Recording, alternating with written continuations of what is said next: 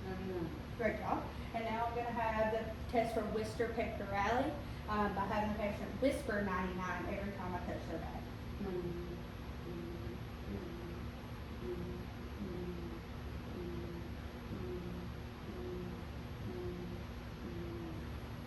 And now I'm going to percuss for equal chest expansion. So I'm going to have you take a deep breath. Great job. And now we're going to palpate for tactile primitus. So I'm going to have you say 99. Great job. So vibrations were heard throughout. And now I'm going to have the patient turn around. Oh, wait, I'm sorry. Can you turn back around? We're going to assess for CVA tenderness while we're here. So just tell me if this hurts. No? Okay, now you can turn around. Okay. So now we're going to be looking at the anterior chest. So I'm going to be inspecting the chest for any deformities and symmetry. I'm now going to palpate for equal chest expansion here as well. Great job. And I'm going to assess for tactile primitus here as well. So 99. Great job. Now I'm going to auscultate once again using the diaphragm of my stethoscope. Breath sound, or just normal breath.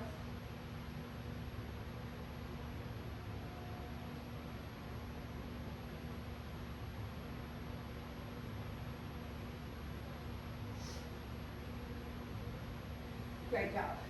So now we're going to move on to the heart.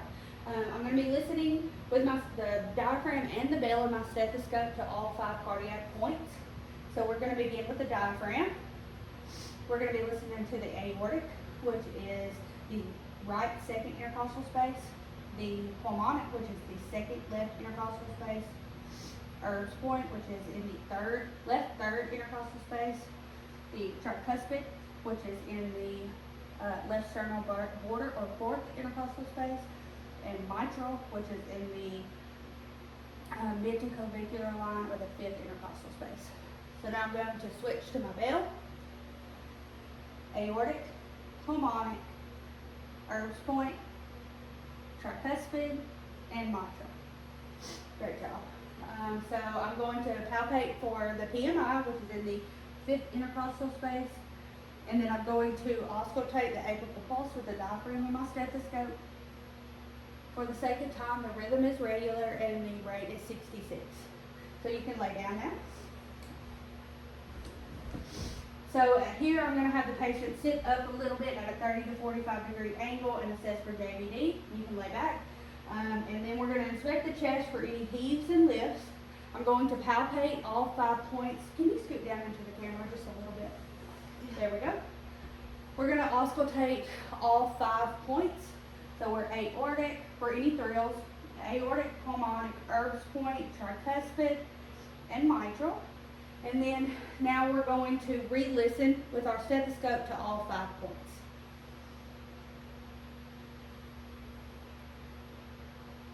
Aortic, pulmonic, Erb's point, tricuspid, and mitral.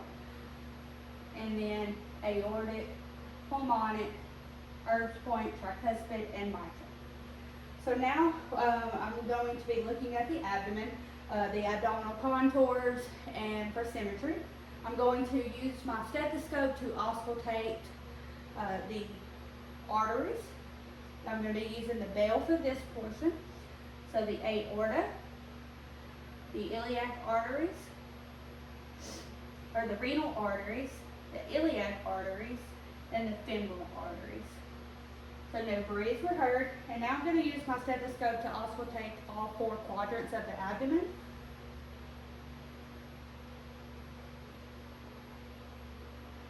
So vowel sounds were normal. And now we're going to percuss all 4 quadrants.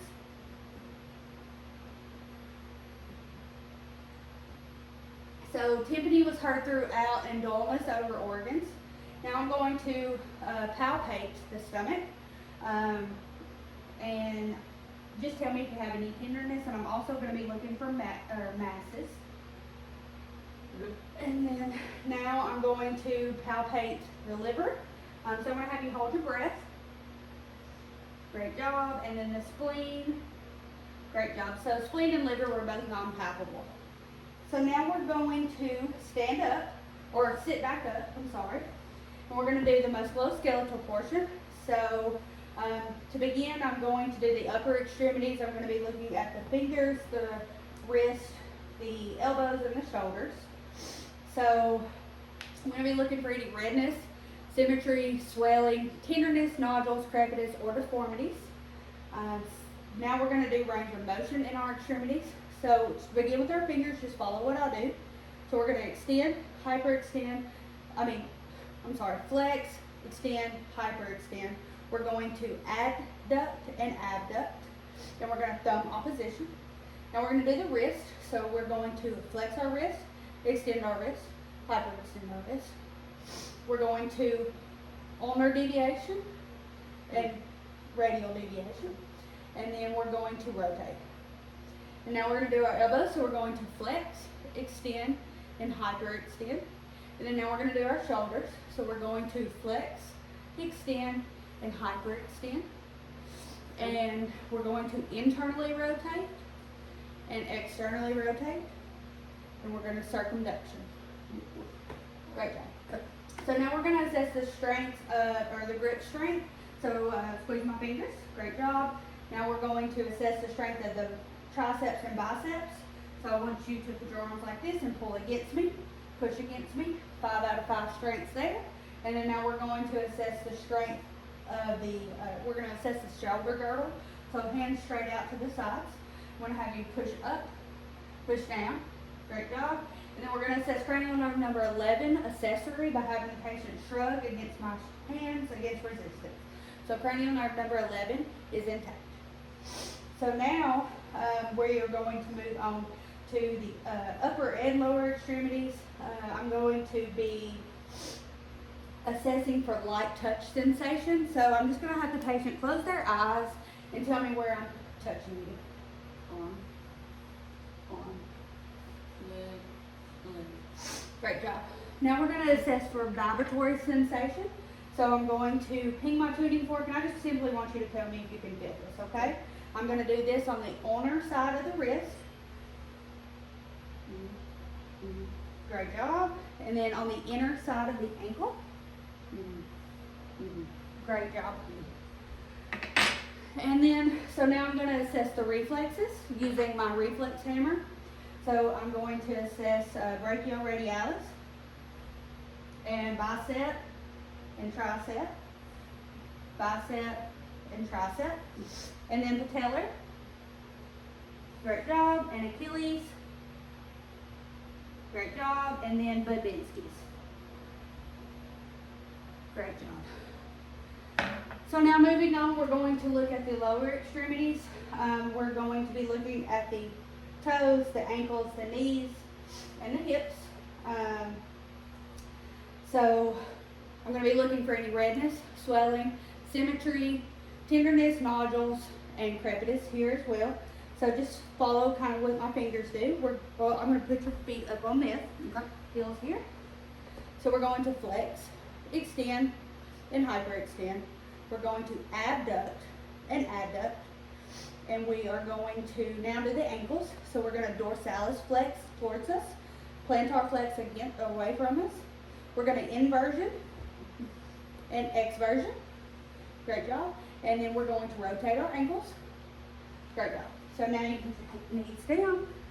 Now we're going to assess the strength of the ankles while we're here. Actually, I still need this. Go ahead. Okay. So pull against me and push against me.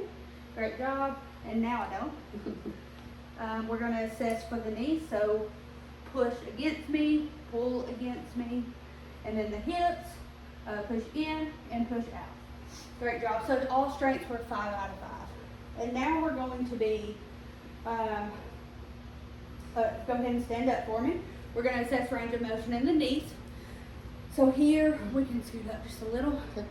So here we're going to flex, extend, and hyperextend. Then we're going to flex, extend, and hyperextend. And then we are going to do hips. So we're going to flex, extend, and hyperextend. Flex, extend, and hyperextend. And then we're going to internally rotate and externally rotate, internally rotate, and externally rotate. And then circumduction on both hips. Great job. So now we're going to assess the lumbar spine. I'm going to be assessing the spine for any, for the alignment, for the curvatures, and any tenderness. I'm going to have you look or flex downwards. Flex your lumbar spine. There you go. So I'm going to be looking at the shoulders for scoliosis. They are symmetric. I'm going to have you extend and hyperextend. And then we're going to laterally flex, and then we're going to rotate. Great job. Same thing with the neck. So look at the floor to flex, back up, to extend, at the ceiling to hyperextend, laterally flex, and then circumduction. So now I'm going to do a Romberg's test. So arms out to the side, and close your eyes. There's no sway. So now I'm going to have you walk this way normally, and then turn around heel to toe. And now we're going to hop on one foot in camera. There you go. All right, and that is my head to toe.